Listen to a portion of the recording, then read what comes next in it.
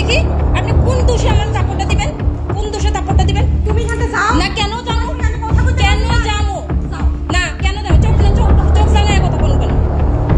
শুনেন শুনেন শুনেন, সবাই লোক ফাতরামি করবেন না।